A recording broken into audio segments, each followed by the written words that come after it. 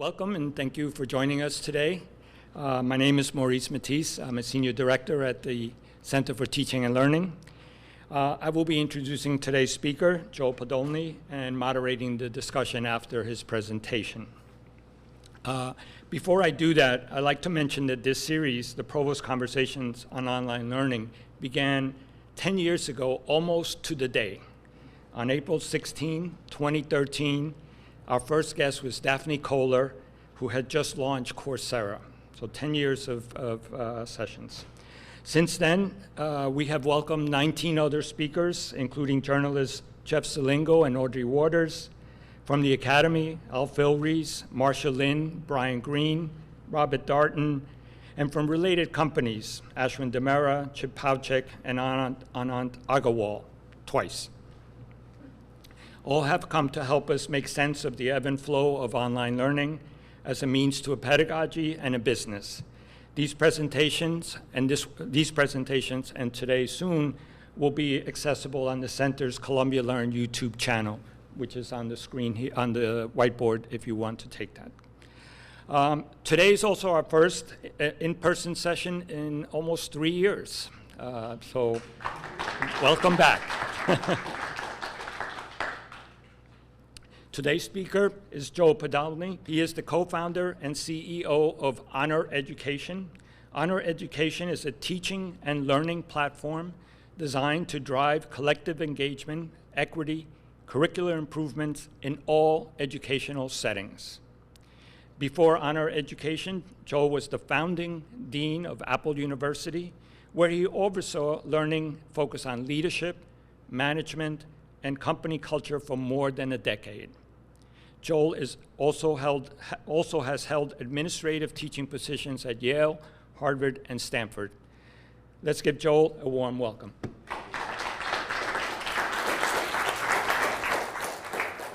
Thank you, everybody. It's a real pleasure to be here with you all. When you said sort of 3 years since you all met in person, it sort of dawned on me, like, I used to give talks like this all the time. I think since I became CEO of Honor Education, I never give talks like this. So like I'm like so out of practice. But hopefully you'll bear with me as I sort of go through. I'm incredibly honored to be here. When I was speaking with Soleiman and Sandesh about sort of what the talk would be, part of it is let's like kind of dive right into Honor Education, and let's talk a little bit more about kind of reflections on my journey around learning and teaching and pedagogy over the last sort of, at least for me, kind of let's say 20-ish years. So I'll sort of go back to when I was the dean at the Yale School of Management to start this. Now, when I was the dean at the Yale School of Management, the Yale School of Management didn't look like this. It looked like this. That was actually my office window right there in Horchow Hall. And for me, that was really a seminal moment in terms of thinking about pedagogy in a really deep way. I mean, I've been a teacher, since I would say I started in graduate school and was teaching undergraduates and obviously thinking about pedagogy. But one of the things that in my time at Yale that we did is we really transformed the MBA curriculum. It was probably the thing that I was sort of most known for during my deanship there. We changed from the traditional MBA curriculum, which, especially that first year, is in most business schools, even today, it's still very driven by the different functions that teach within a business school. So you'll have a course in marketing, you'll have a course in accounting, you'll have a course in finance, organizational behavior, and so on. And what the faculty of the School of Management voted to do during my tenure there was to replace those disciplinary courses with interdisciplinary courses focused around the key constituencies that a manager needed to engage to be effective. So like, instead of a course in marketing, you have a course on the customer. Instead of a course in organizational behavior, you have a course in employee. And while when I say it that way, it can absolutely start to sound like kind of old wine, new bottles, you know, when you think about it, there's a whole lot of reasons, for example, that an organization can fall out of alignment with its customers that have nothing to do with marketing. It can be the organizational culture. It can be the metrics that are used for accounting. It can be pressures around finance. But if you are in a typical, you know, kind of MBA program, marketing is sort of where you talk about the customer. I taught organizational behavior for many years. I almost never used the word sort of customer, right? So it was a big shift, and it was a big shift for the faculty. And one of the consequences of having all these interdisciplinary courses taught is it's a lot harder as a faculty member to develop content that has a really clean, stitched narrative when you're trying to work with your other interdisciplinary colleagues around how do we present this to the students, right? Because the typical pedagogy of a business school is the pedagogy of cases.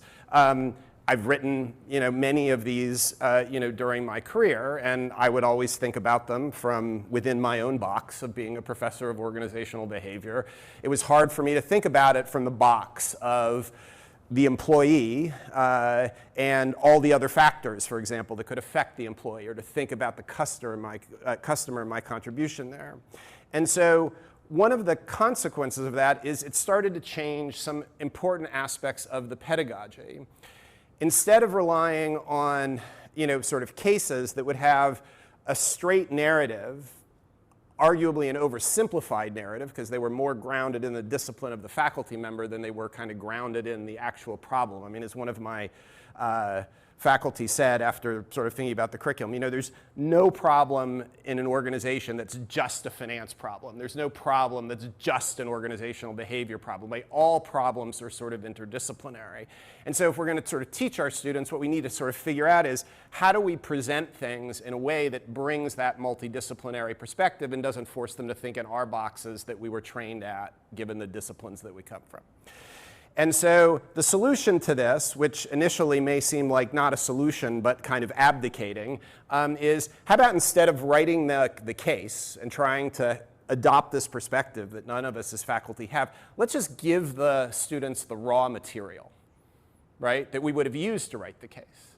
And one of the first examples of this that I still to this day remember, was a case that several of my faculty at the time wrote on Blackstone's acquisition of equity office properties, which was, and this shows, you know, kind of how salient this can get in your mind, because this is now like almost 20 years ago. It was the largest private equity transaction till that time. And they pulled all this raw data together, you know, CNBC clips talking about it, the prospectuses they started to pull together. One of my favorite things that they relied on was they pulled together and created with kernels in sort of Google Earth images of all the buildings that were going to be part of this acquisition, because the fundamental question that the students were had to ask was, we know what the price that was paid, who got a good deal and who got a bad deal. That's what you've got to answer. And unless you actually see the buildings, it's kind of hard to answer, because one of the salient aspects of one of the side strategy was to always buy buildings that were the least nice building on a really nice block. And you can't know that till you see the block. And you can't know that until you see the building. But how often, you know, for those of us who are, you know, either steeped in a finance perspective or maybe we're steeped in a leadership perspective in the battle between these two leaders, we miss something that fundamental. That case, as I remember, there were over 1,000 pages of documentation that went to the students. There was over an hour of video. And for groups of students who would often complain if we would give them a 30-page narrative and they would say it was too long, they loved this, right? they loved being able to kind of immerse themselves in this, these learning artifacts, right? I mean, that was kind of the way. And it led to this distinction in our mind at the time between what we would call kind of a cooked case, and I realize I'm putting this slide together.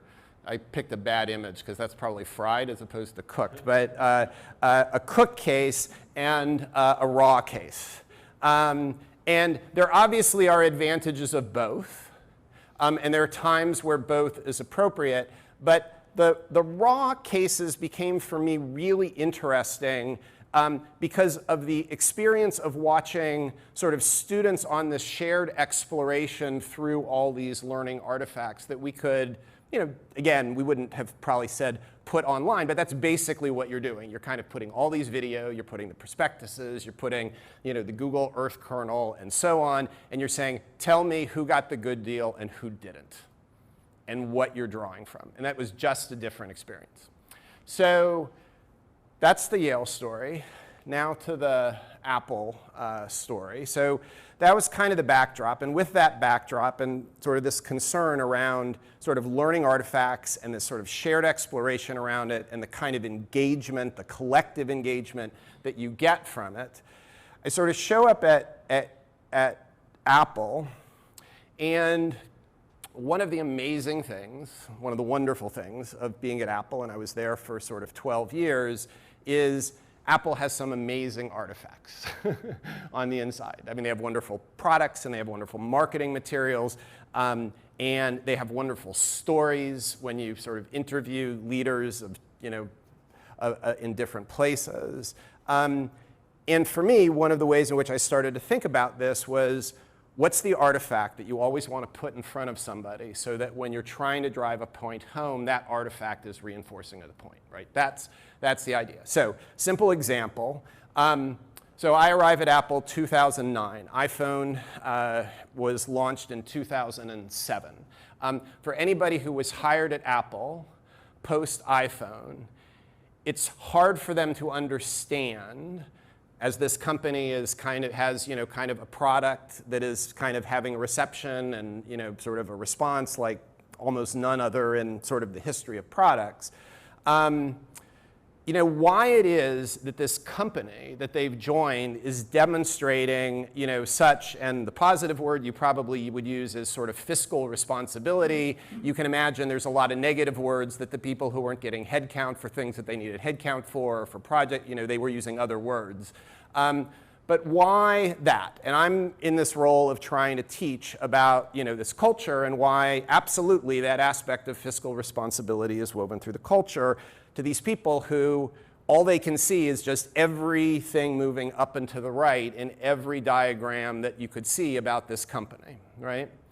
And so I started looking for an artifact. And I found one. It was an article in Wired magazine from 1997. And the interesting thing about 1997 in Apple's history, because 1995 was a big year in computing. It was the year that Microsoft introduced Windows 95.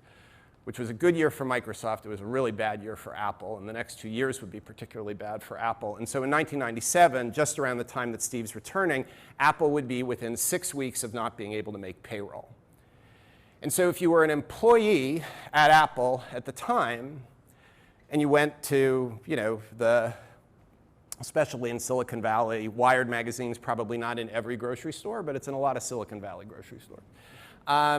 And you would see this.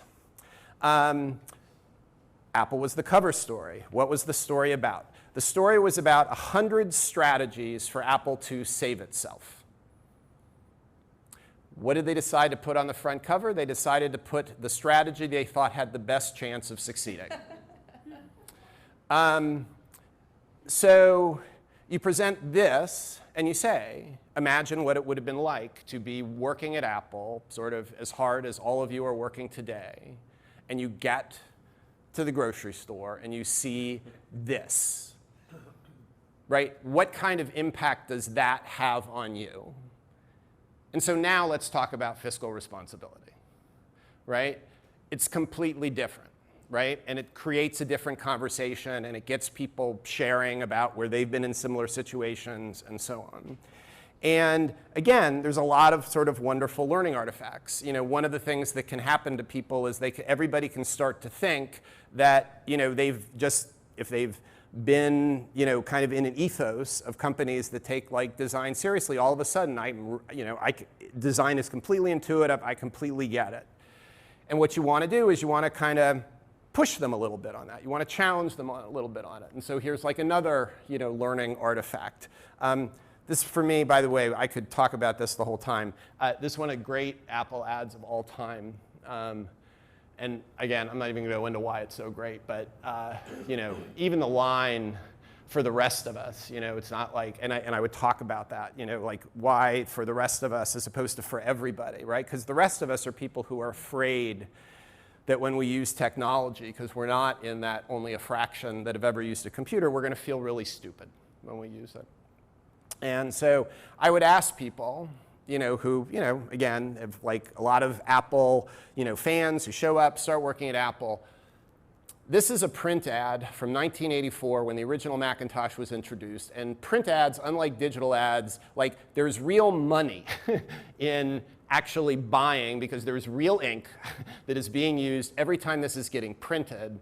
And they are taking one page of a two-page ad in order to show a blank screen when the defining aspect of that computer was that beautiful bitmap, you know, graphical user interface that we all remember and just how amazing that was. Like, why would you show in a two-page ad a blank screen when you could show what that, because the previous screens were just the command lines. Like, why would you do this? It seems like a ridiculous thing. And not only are you showing a blank screen, you're showing the hand pulling this out of the bag. Like, why would you do that? Because remember, this is not a laptop. This thing is not moving around once it's placed on a desk. This is a desktop. So why are you emphasizing portability? Like, this makes no sense. And it's costly. And the answer is because in that hand, under that hand is a handle. And why is that handle important? The handle's not important because for functional reasons. That handle is important because it is a design cue with no functional purpose, but it is a cue for the person who is looking at this machine. You, who are part of the rest of us, can handle me. That's the whole reason for building that handle in. And if I've got a room of people who think they really know design, and like you sort of take them through that, because almost nobody guesses that. Some do, but almost nobody. You know, now you sort of prompt your thinking. We taught about things other than Apple, to be sort of very clear. One of the great experiences of my career was teaching a class there with somebody by the name of Greg Christie. Greg headed up Apple's human interface team for over 15 years, so Mac OS and iOS. That was Greg and his team. He's just a brilliant designer. And he retired from Apple in 2014, except for a class that he and I taught together on what makes for innovations really revolutionary. And we would look at things like, you know, sort of the printing press to really try to sort of understand that. And we would show people how, you know, even something as revolutionary as the printing press, you know, this statement would be true. You know, you could hold one of Gutenberg's texts up against another Bible, and you could barely tell the difference. Now, I can say that. And you're like, OK, well, I guess that kind of makes sense. But I can then show you this. And one of those is the Gutenberg Bible, and one is not. And it's going to take a little while for most of us. Now, maybe it's the resolution of the screen. But it's going to take a little while for those of us to sort of tell. But then after a while, you know, you start to see, and you get people crowding around and kind of observing and seeing like, oh, the margins are all straight here. They're close, but they're not straight here. And if you could really look closely, you could see that, you know, two letters there are almost never the same, whereas here, of course, they're completely repeating. And it drives home a point that, one of my favorite lines of Marshall McLuhan's, we march backwards into the future, right? The first instantiations of any innovation oftentimes bear too much of a resemblance to what went before. And you can make that point as a line, but you can also make that point, again, with another learning artifact. This is one of my favorite images. This is the Erie-Lackawanna rail in 1831. In the front is one of the great innovations of all time, the steam engine locomotive. But what makes this, of course, such a great image is not what's in front, it's what's in back.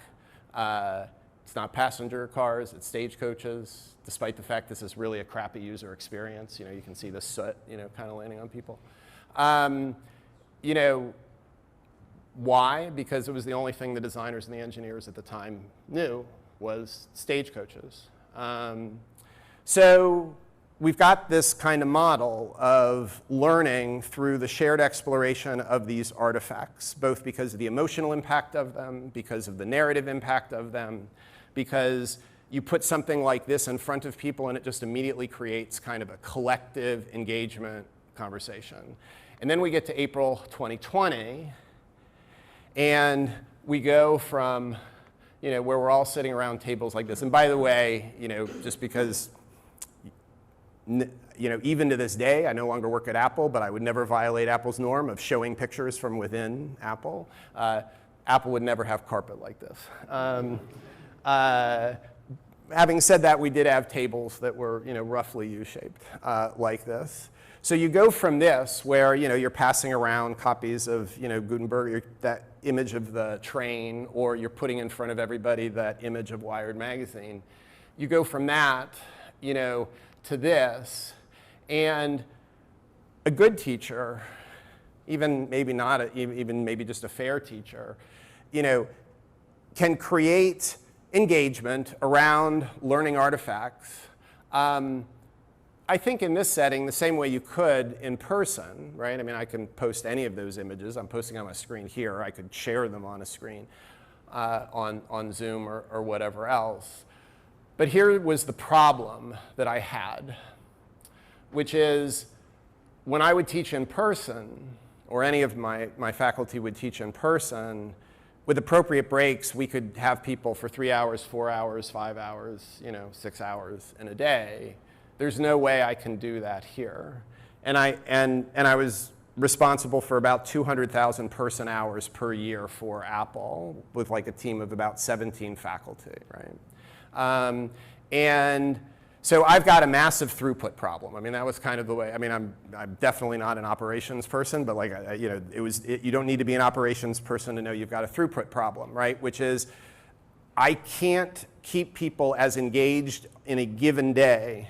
And since I can't keep them as engaged in a given day, what am I going to do? Like, am I just going to start stretching everything out? And now I've got this massive queuing problem. Am I just going to like teach less? Or are we going to figure out a way to create that like collective engagement in those asynchronous moments between classes in a way that was like those synchronous moments, whether or not it was in person or online? And but here's the problem then. When you looked at the tools that were like available online for that asynchronous engagement, you go from a very high fidelity experience to a low fidelity experience, right? You go from we're all pausing simultaneously at moments in a video to, and you could like see this, in the way in which people reacted. I know you can't kind of read the comments that are there, but like, people we've got a TED Talk. That's a learning artifact. People react to the overall talk. They don't react to the particular line, to the particular moment, to the particular place in the image. And so, so what this all now kind of leads to honor education, what we are fundamentally trying to solve is this, right?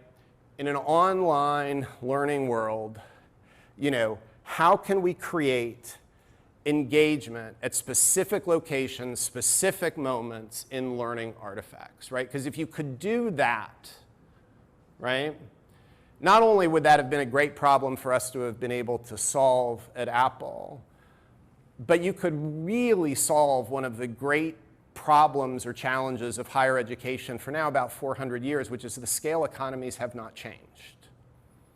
And the reason they haven't changed is because our precious resources are faculty and physical plant, right? And until we can figure out a way for those asynchronous moments between the live engagements, whether or not they're in person or online, to be engaging, we're sort of stuck with the same ratios. And so it was kind of out of that, kind of honor education is born. And now just to make it, for myself or for Greg or for, kind of other people on the team, a very specific design and engineering challenge. It's how do you make it sort of possible for faculty to introduce commentary into learning artifacts, like literally, for engineers, this term has a lot of meaning. It's still an incredibly abstract term for me, as metadata that just exists on top of a learning artifact. So commentary of the faculty, and it could be audio, it could be text, it could be video.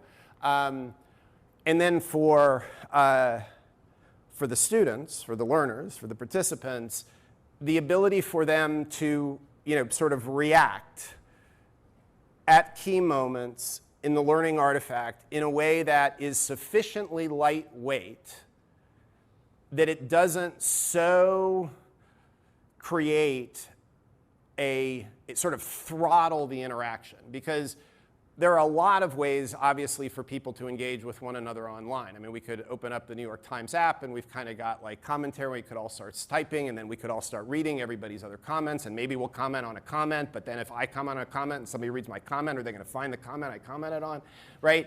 I mean, there's a lot of friction in that, right? There's a lot of just kind of like lost information in that.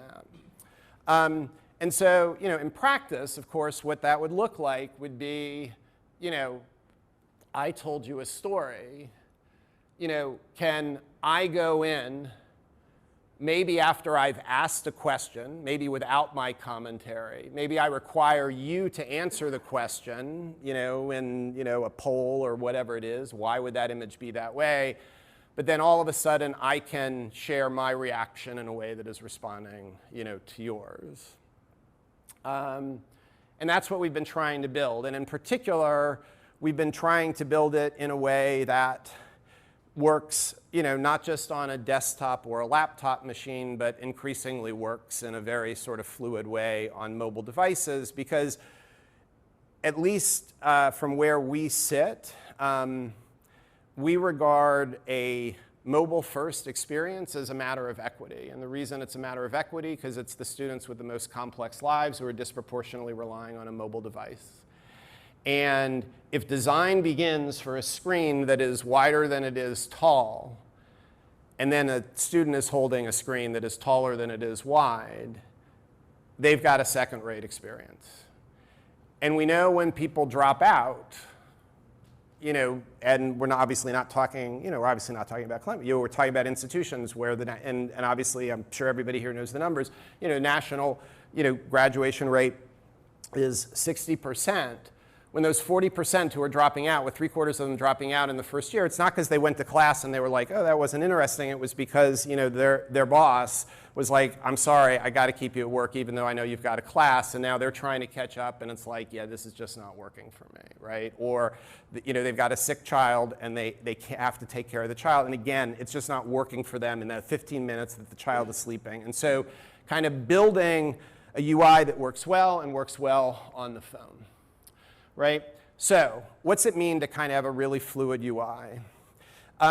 One of the things that we know about, we could call sort of student reactions, or we can call it kind of highlighting. One of the things that we know about highlighting, and this for me is one of like the most disappointing findings in research on learning is, highlighting doesn't improve learning outcomes, right? It doesn't improve learning outcomes because it's too passive an activity. Why is this disappointing for me? Because I was a massive highlighter. And it's like finding, you spent half your life eating a food that was supposed to be healthy for you. You never really enjoyed it, but you ate it anyway. And then all of a sudden, nope, didn't make a difference. You could have eaten something else. This was like me with highlighting, right? So it's too passive. And when you try to make it, less passive by like, well, I could use different colors for different things. Blue could be for the midterm. Yellow could be just things I want to remember for a long time. That works until you forget, oh yeah, I was using blue for the midterm, and then when I got 20 pages I wasn't using blue for. It's like, well, it doesn't work anymore now because I got to go back to those pages I wasn't using blue for, right? So the multicolor highlighting doesn't work. So the way in which our design team will approach a problem like this is the following. They will say, look, is there a way to make that reaction, that highlight, somewhat less passive without becoming so much less passive that all of a sudden you're taking them out of the context? Because if you were going to have a question appear, somebody hits highlight, why are you highlighting? All of a sudden, if I get that question, I've completely forgotten, everything about, because I don't know why I'm highlighting. But if you had a good theory around when people highlight, why do they highlight, and you could give them a reduced set of choices, now all of a sudden you've got a lightweight prompt which introduces just a little bit of reflection, which then leads to just a little bit more of a prompt for them and a way of, them connecting.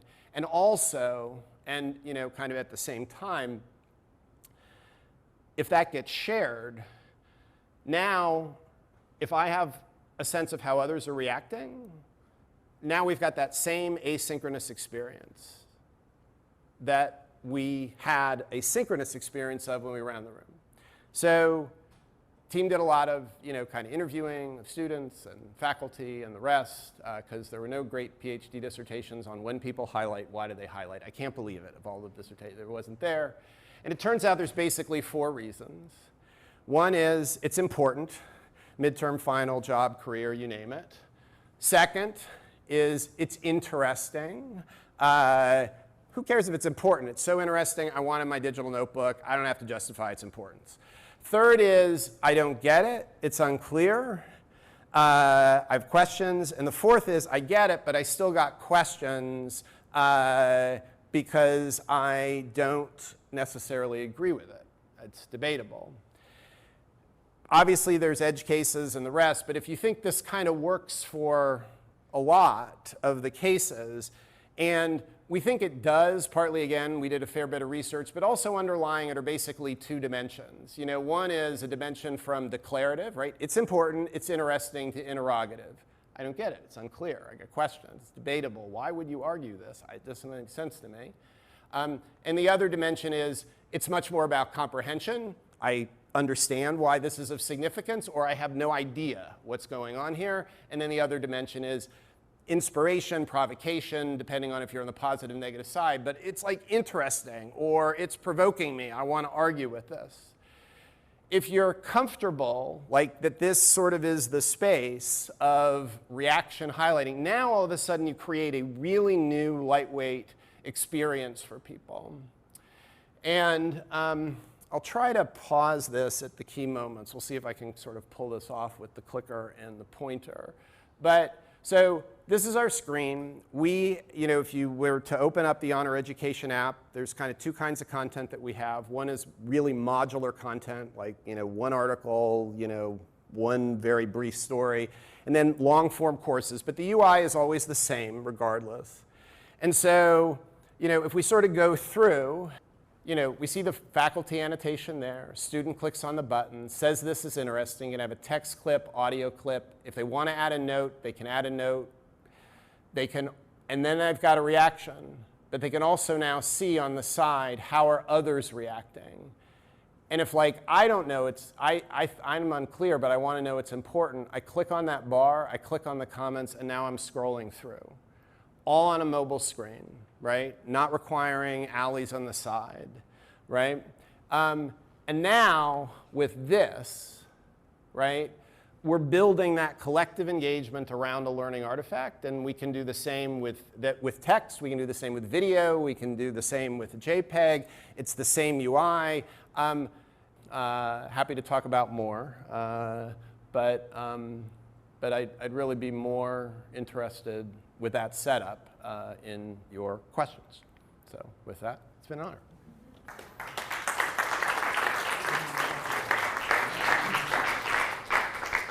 Okay. Thank you, Joel, for that very enjoyable presentation. The presentation reminded me of a couple of things, especially thinking about the previous century and the Apple ad. If anybody's interested in that bag, I have one at home, and my wife wants me to get rid of it. The whole idea about Macs, Apple falling apart in that 97, 98 period was also one that for when we first started what was the precursor to the CTL, in 98 we decided to buy all Macs. And we didn't pray, but we chanted in front of that Bondi blue machines. But I always could hear our Apple rep, as soon as she left, crying of joy because we were the only ones on campus who were buying that many machines. Before we turn it over and people can begin thinking about any questions, the one question that I had as you brought up that chart, the four sides to it, the quadrant, was that it also reminded me a lot of how people think about organizational cultures, and whether you had any of that previous work you did in organizational cultures was connected in some way to the way you thought about that quadrant that you set up. Wow, what a great question. I'm like feeling like I'm being psychoanalyzed now. This is good. I mean, well, so here's how I'll answer the question. Like, if you were to ask me my favorite of those four reactions, it's absolutely debatable. And the reason it's debatable is because, for so many people, whether or not we're talking about culture, or whether or not we're talking about learning, right? So many people are kind of brought into an organization or into, education thinking, okay, it's just all going to be poured into me. I'm an empty vessel. This is the way I'm supposed to be. Even if when I'm taking it in, like, this does not feel very comfortable being an empty vessel for what's coming in, right? And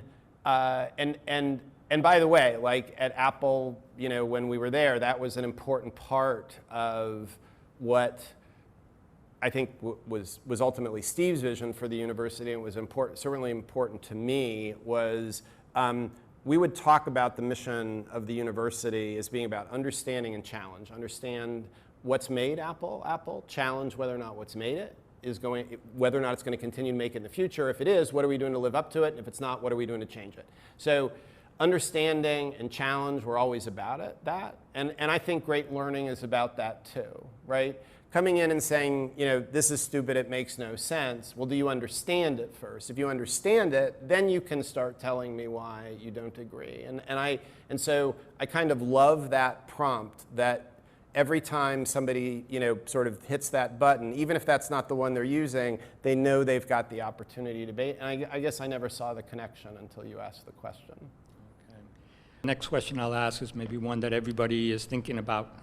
This tool is already out in the market. You're already selling it to universities, or is about to come? Yes, it's out. We've got our first dozen schools that it's in. I started the company in May of 21.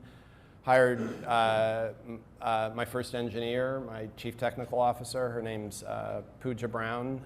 She's amazing. I hired her in October of 21, and for the last 18 months, the team has been doing an amazing job to build out a full learning platform, because while I just, I didn't think this was sort of a marketing or sales talk, so I wasn't showing the whole thing, but obviously you need, on the faculty side, sort of a course creation tool, or the instructional designer side, a course creation tool that, I talk about, trying to do for those who create courses what Photoshop did for graphic designers, right? Which is we're all working with digital assets, right?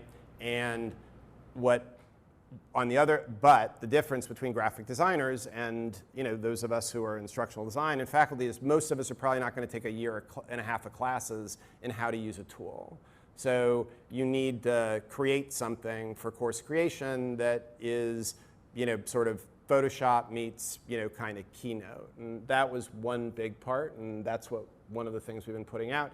And then another thing is this, kind of mobile first, but not, kind of mobile only application. So Android, iOS, web. I think unless you build native on mobile devices, there's always going to be a limited experience with the mobile. It's always going to be a little bit second rate. It's just you can tell. It's slow. It's frictions. Okay. Do we have any questions from the audience? Mark? Thank you so much. This was so particularly interesting, I think, to many of us here, because here at Columbia we've been building a tool like this for about 15 years. We call it Media Thread, but it's quite similar. You can take various artifacts, video, audio, images, have students spot annotate it, share those annotations with classes. And so we've been coming up against some of the problems and some of the issues that I imagine that your team is as well. The mobile is really exciting to see how you're kind of solving some of these UI problems. I guess one thing that I'm wondering about is if you've started to think about kind of workflows around kind of assignments with this kind of a tool. For example, we have like a selection assignment in Media Thread, where an instructor puts up one artifact like that Apple ad and asks students to collectively make annotations on it. But sometimes there's a right answer, right? And so you want your students to be able to see the other students' work. You do not want the students to see each other's work until they submit their annotations. Sometimes it's more of a collective assignment or collective endeavor, like go to this field and mark it all up together. Sometimes you want your students to do 2 or 3 annotations, and then that's the assignment, and they submit it. Sometimes it's just one. So I'm just wondering whether what you've been doing with that sort of workflow around assignments. I mean, it sounds like you've been at this for a long time. 15 years is, and so there's kind of what we've done, and then there's kind of what we're doing. I'm not trying to make apologies, but as hard as we've been working for 18 months, we got a lot more to do. But having said that, I would say a few things. One is, some of it is just building in optionality on the instructor side because in addition to the reactions, there's obviously, widgets where you can, have people, I want you to go take a picture of something that you think best reflects a design principle. I want you to all upload it. And then, giving the faculty member the opportunity to say, once you've uploaded, you get to see others, or you know what, I don't want anybody to see anyone until we come into class. And just making that easy. I don't think you can allow for all choices and at the same time make it user-friendly enough for everybody to use. So at some point you've got to say, like, I hear why you would want to do that, but maybe you could think about, given the 8 options we've already given you, which one of those might enable you to do sort of what you're doing. So part of it is that, kind of creating for the faculty member choices around when things get revealed versus, when they don't. Part of it is also, or I should say, and another aspect, and for me, one of the very pleasant surprises is initially I had been thinking, faculty kind of do their live thing, and then we'll have this asynchronous engagement, then they'll go back and do their live thing. The first faculty that were on the platform are immediately taking the student responses to like the file uploads or key pages of reactions and like saying, I want to begin class with this. So for them, the new artifact is not the page, it's what are the reactions around the page. And that's what they're then kicking off the live class with. And like, again, you know, there was like part of me that's like, why didn't you sort of realize this was going to be what would happen? But it's kind of wonderful to see. And I think if, and the reason to me that's important is I think if the faculty member is then thinking about, you know, there's obviously summative assessment, and, you know, that's kind of a separate, you know, sort of issue in terms of how we want to do that. And when it's, and, you know, again, you can have group tests and, you know, kind of, you know, team grading. But if we're thinking about summative assessment, that's a separate issue. And, you know, frankly, we're right now integrating with a lot of the assessment tools that everybody's already using, because that we found was just an easier way than trying to build in every possibility for every kind of assessment that somebody wanted to do. So we thought, like, we're about the learning content. If there's formative assessment, you know, so sort of quizzes or knowledge checks or whatnot, we can build those in, but it's kind of less of a weight then on the material in terms of, and then if they want to go to formative assessment, you just rely on the LMS and the LTI integration to create that integrated experience. So it's not to say there's not more we can do, and I really appreciate the observation, because yeah, you know, I can see how you get, it's like you build something and then you get a request for something in addition, which you never would have gotten the additional request if you hadn't built the first thing, right? So, yeah. Hi, thank you. I really love how you referred to McLuhan and about walking backwards into the future, and you're, you know, showing the Gutenberg Bible was very evocative. And so your example really reminded me of marginalia. And as you know, in a lot of the inculabula and in all of the manuscripts, there's sort of a lively, you know, sort of trade in doodles and, you know, sexual scenes and animals and all sorts of things. So it really seemed like this was a great way of sort of, for lack of a better term, centering marginalia, or making maybe social marginalia or something to that effect, the commentary about the text. But my question is, in a sort of increasingly post-literate context, this tool seems very much like, I mean, essentially, what are your plans in terms of like video or interactive video or branching video? And I would, you know, I would also suggest that, you know, I think part of the whole hullabaloo about TikTok is the fact that it is in a very real sense an easy creative tool for making interactive or you know, sort of like collages of videos and things like that. So what are your thoughts or plans along that? It's a great question, and you know, on the faculty side, we've already got the audio and the text, and then on the student side, we've got text. But if you're really going to be mobile first or post-literate, to use the term, you know, you obviously need to at least have audio. We're not averse to video. Also, I think there's two things though to sort of think about, which is you know, video is a heavier experience for people, like for a lot of reasons. It's kind of more vulnerable, and it's also, there's kind of like this awkwardness. Like I can't just have the phone on the desk and I'm sort of speaking, making my comment. So you want to be sensitive to, like, are we making it like now, are we going to undercut the collective engagement because we've kind of raised the bar in terms of how they're going to be presenting themselves, right? I'm asking more about sort of marginalia or annotations of video. Or, oh yeah, we everything that you saw for text we have for video. Right. In fact, video is a lot easier because you've got the scrub bar as, you know, it's always present. So you can, the same way I had those sort of bars on the, you know, the side, you just have those on the scrub bar, and it, you know, I mean, imagine, you know, I mean, the term is sort of a snail trail. So like where I am, I've got the bar, and then it kind of, you know, sort of fades and disappears till the next set of collective reactions. So no, you're absolutely right.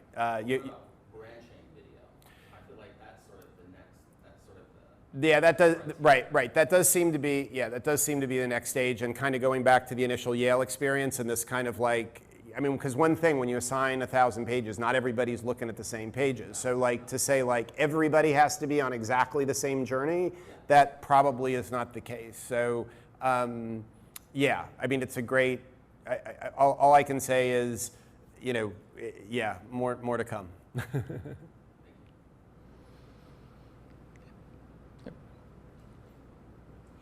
Thank you so much. This is so interesting.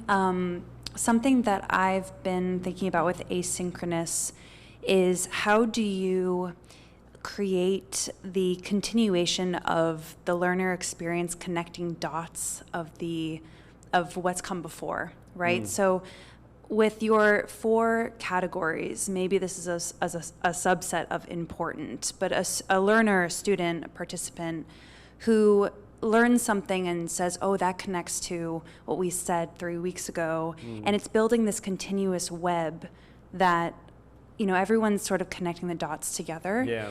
And there's also, you know, the element of personality in the classroom where students, maybe there's someone who's always debating, always flagging it's important. And so, you know, something invisible that is built is this web where everyone's specific ways of learning connects to this great picture. So how do you do that in an asynchronous way? I hope what I'm going to say is responsive to what you asked, but it sort of pushes in the directions of 2 different features or aspects of the platform. The first is, and I just didn't, you know, sort of go into the, you know, every detail of the platform, and every time you make a reaction, it's automatically saved to your digital notebook, right? And then the question is, what's the functionality you want to build into this digital notebook? Because one of the things you obviously want to have is you always want to have a through line back from what you clipped back to the original material, right? Like that seems like a no-brainer. That's one definite advantage of digital highlighting, reacting over analog. It's like, I've got everything, I'm going into the final, I got everything I marked unclear on, let's just start clicking through and seeing, you know, how I respond. And then once I've got it in there, you know, then there are, and you know, I mean, some students love mind maps, you know, others have other ways in which they want to think about engaging the different parts. And again, there's a lot to figure out, especially in mobile, like, you know, kind of the UI for, you know, mixing and matching and different ways you'd want to search through content. And yeah, the team's spending a lot of time thinking about that. But that's sort of one piece. You know, what do you allow the students to do there? The second thing that you pointed to is and again, this was really trying to, you know, emulate when we're live. There are different ways that we are collectively engaging. One is, you know, what we call just more the atmospherics, right? Like either people are like leaning forward and like, you know, we don't have to like say, I think this is important. It's like we're all leaning forward. We know we all think this is important, you know, or, you know, there's furrowed brows or people going like this, or, you know, or people are drifting off and, you know, and you know. And so one of the reasons we, for example, want, you know, and just the term we use because we haven't come up with a better one yet, you know, those energy bars on the side to give where like the collective energy is like, you shouldn't always want to go straight to the comments. It's like, you know, I want to keep reading, but I am curious, like, if everybody's leaning forward and I got no idea why everybody's leaning forward, this now maybe is why I now want to go look at the comments.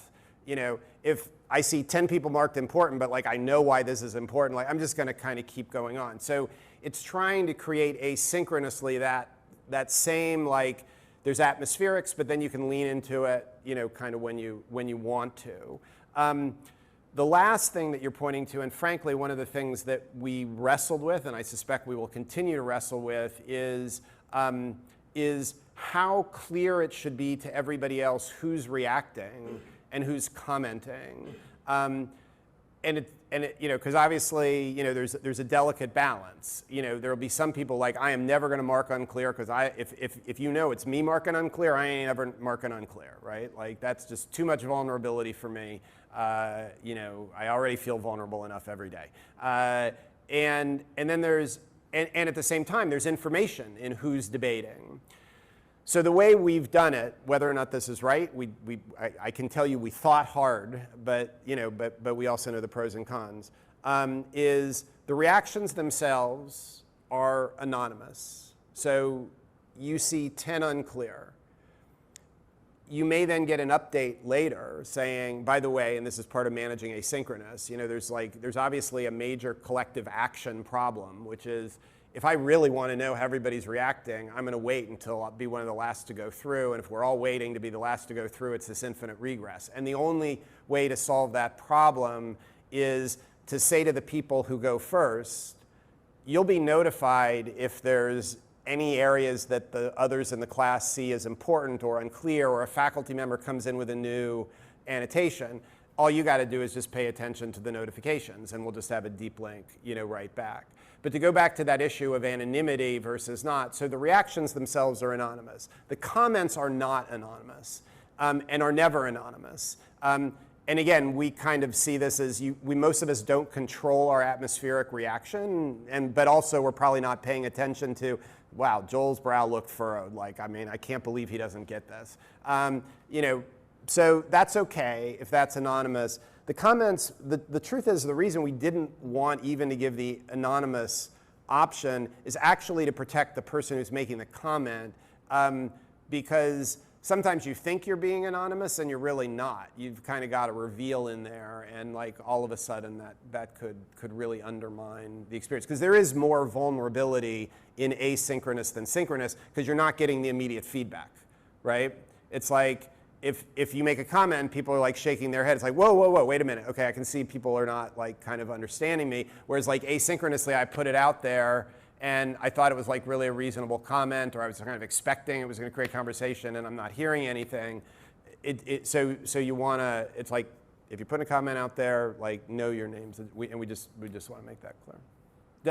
Did that kind of answer the question, even though I was moving? But, yeah.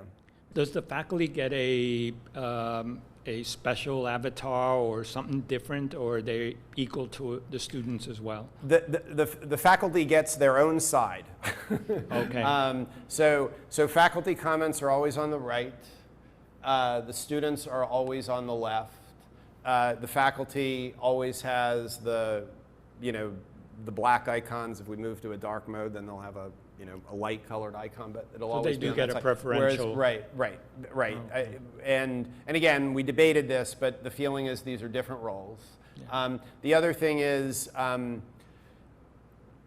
every faculty member we talked to as we were developing this is I don't want to repeat this every time I teach. Part of the value of this is I'm going to go in, I'm going to make my annotations. Maybe next year I'll add some, or maybe I'll see what the students are doing and I'll add ones as the class are going, but I don't want, so we want those to persist, but having student comments persist while you could see some interest or value in that feels like a little bit of a violation of the student, right? You were here for this class, you were again, I don't want to overuse the word consumer. I was an educator for many years, don't kind of love the role implication. But having said that, it's I didn't give you rights to have my comment as a permanent record that 15 years from now, people are I can't believe, Joel, you thought that about the Gutenberg That's Bible. what I was going to ask about asynchronous. When you're in person one time, asynchronous can be tomorrow, but it could be 3 months from now. Do you create a method for creating making or marking certain comments stale, or even within the same group? Yeah, so again, once the class is over, the students' comments will disappear, okay. And they don't move between sections. So if an instructor, and one of the questions that comes up too is how do we sort of scale this? And we're sort of looking for, right now the largest class we have on the platform has 200 students. There obviously are larger classes than that. So far, even with 200 students, at any particular point in a video or any particular point in a page, we haven't sort of run into such overload. I can imagine us sort of breaking that down. So you may have your own sort of cohort within a section, as a way to handle that. Students can always go in and remove. I mean, that's very easy. Okay. Like, it's like I was like, you know, I don't know what I was thinking yesterday. Or, you know, I read something new that now I know, like the comment I make, you know, I thought it was debatable, but it's not really debatable. You know, you can always do that. Give Joel a big hand and applause. Thank you. And I'm sure Joel will be around for a couple minutes if anybody wants to ask him a question or two afterwards. Thank you very much for coming. Thank you. Thanks very much, everybody. Really, real honor.